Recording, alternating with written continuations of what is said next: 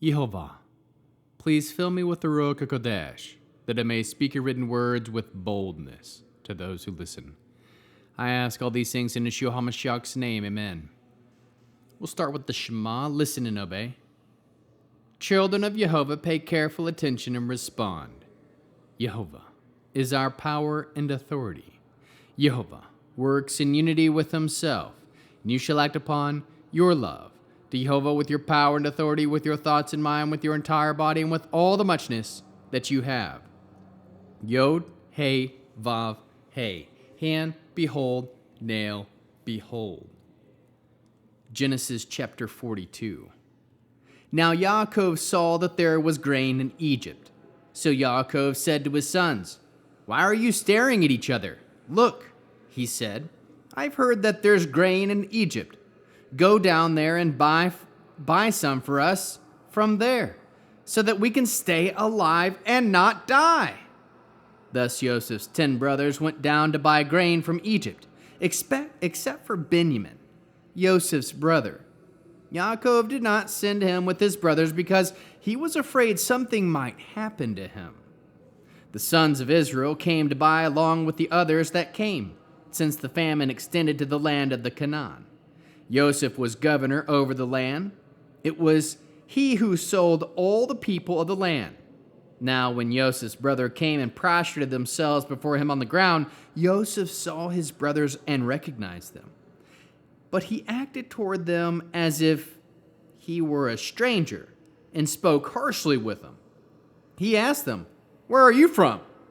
They answered, "From the land of the Canaan to buy food." So Joseph recognized his brothers, but they didn't recognize him. Remembering the dreams he had had about them, Joseph said to them, "You are spies. You've come to spot our country's weaknesses." "No, my lord," they replied. "Your servants have come to buy food. We're all the sons of one man. We're upright men. Your servants aren't spies." "No," he said to them. "You've come to spy out our country's weaknesses."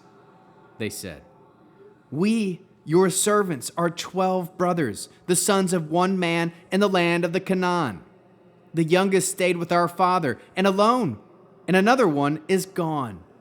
"Just as I said," replied Joseph. "You are spies." Here's how you can prove you're not lying. As Pharaoh lives, you will not leave here unless your youngest brother comes here.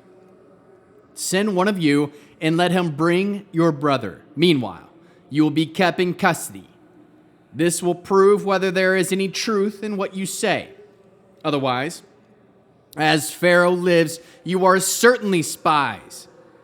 Then he put all them together in prison for 3 days. On the 3rd day, Joseph said to them, "Do what I say and stay alive, for I fear God. If you are upright men, let one of your brothers remain incarcerated in the prison you're being kept in while you go and carry grain back to relieve the famine of your homes.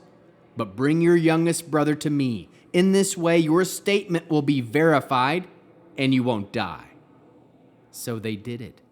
They said to each other, "We are in fact guilty concerning our brother. He was in distress and pleaded with us. We saw it and wouldn't listen.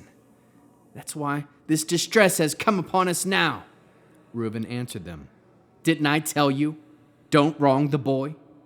But you wouldn't hear of it. Now comes the reckoning for his blood."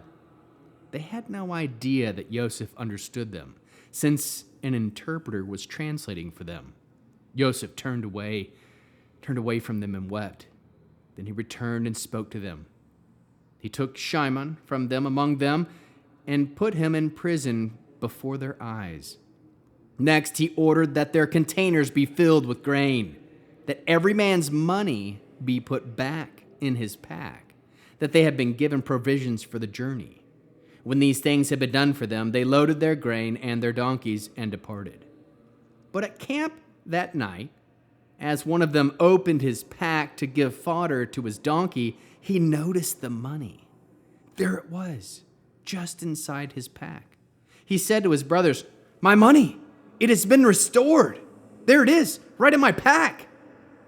At that their hearts sank. They turned trembling to one another and said, "What is this that God has done to us?" They returned to Yaakov their father in the land of the Canaan and told him all that had happened to them. The man, the Lord of the land, spoke harshly with us. He took us for spies in his country. We said to him, "We are upright men, we're not spies. We are 12 brothers, sons of our father. One is gone, and the youngest stayed with our father in the land of the Canaan." But the man, the Lord of the land, said to us, "Here is how I know that you are upright men. Leave one of your brothers with me, take grain to relieve the famine in your homes, and go on your way. But bring your youngest brother to me. By this I will know that you aren't spies, but are upright men. Then I will return with your brother to you. You will do business in the land." Next, as they emptied their packs, there was each man's bag of money in his pack. And when they went to their father, they saw their bags of money. They became afraid. Yaakov, their father, said to them, "You have robbed me of my children. Joseph is gone. Shimon is gone. Now you're taking Benjamin away? It all falls on me." Reuben said to his father, "If I don't bring him back to you, you can kill my own 2 sons. Put him in my care. I will return him to you." But he replied, "My son will not go down with you. His brother is dead, and he alone is left. If anything were to happen to him while traveling with you, you would bring my gray down to Sheol with grief." How can we learn to love our Creator after reading Genesis 42? We can know that even if Yaakov went through hard times, then we will go through hard times as well. Trust that Yehovah knows exactly what he's doing. Practice discernment. Know that it takes a proven track record to rebuild trust that was once broken. Test those who have broken your trust before you allow them back into your life. Fear Yehovah Elohim Elef Tav. Remain strong in hard times. Be firm with those in your life that have betrayed you. Act in a way that is pleasing from the perspective of Yehovah. How can we love others as Yeshua loves us? We can allow trust to be rebuilt. Bear one another's burdens. We can do what it takes to gain trust back. Produce spiritual fruit: love, joy, peace, patience, kindness, goodness, faithfulness, humility, and self-control. End with Arianic blessing. Yehovah will kneel before you presenting gifts. He will guard you with a hedge of protection. Yehovah will illuminate the wholeness of his being toward you, bringing order. He will provide you with love, sustenance, and friendship. Yehovah will lift up the wholeness of his being and look upon you and will set in place all you need to be whole and complete.